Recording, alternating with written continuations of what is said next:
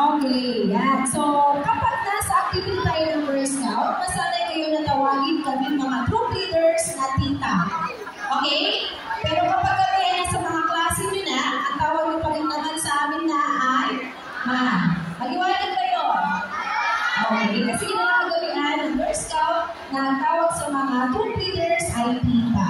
Okay, so pwede na tayo mag-start. Attention. Ako kaya si Tita Ana. Tita Ana, ang tawag niyo sa akin. Pag nasa lumo kayo, sa bawat activity ng Girl Scout, Tita Ana. Next naman, ipapakilala ko sa akin ang tita ng SPED na si Tita Carla. Okay, siya ang hawak ng tulad ng carnation. Dalawa kaming Ana, pareho kaming sexy and cute, diba? Pero Ana, double N. Pero pareho kami maganda. Yan. Okay, next naman. Next Tita Joey.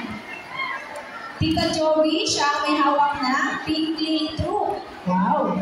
Next naman, Tita Mitchie from Tita Mitch from Gardenia troop. Next, Ma'am Wency or Tita Wency from Gardenia. Sila dalawang magkasama.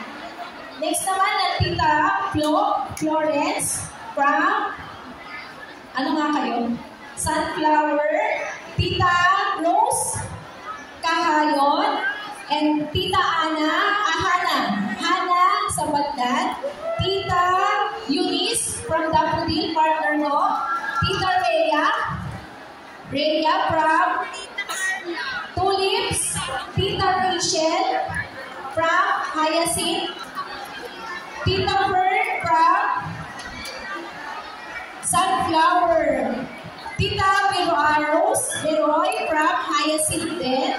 Kasama din pala si Tita Sandy from SPED Carnation nandito. Mag-orientation pa tayo ng sama-sama mamaya. Pero ngayon, in general muna tayo na pangungunahan ni Tita Gabi para sa ating orientation.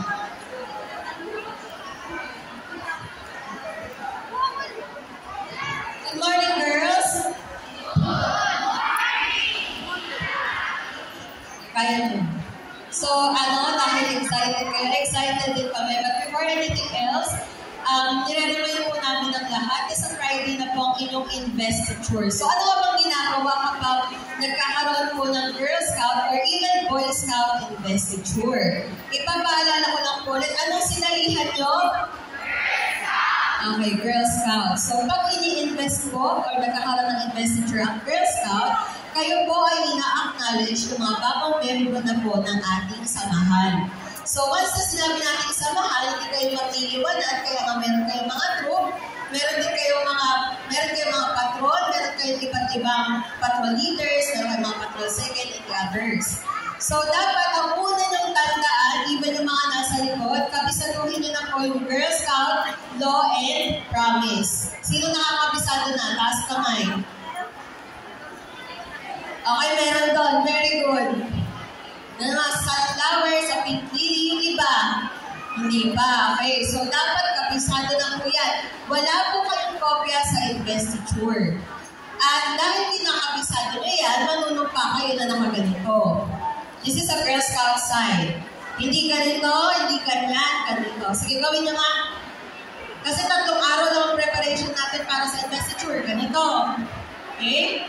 So, ganyan.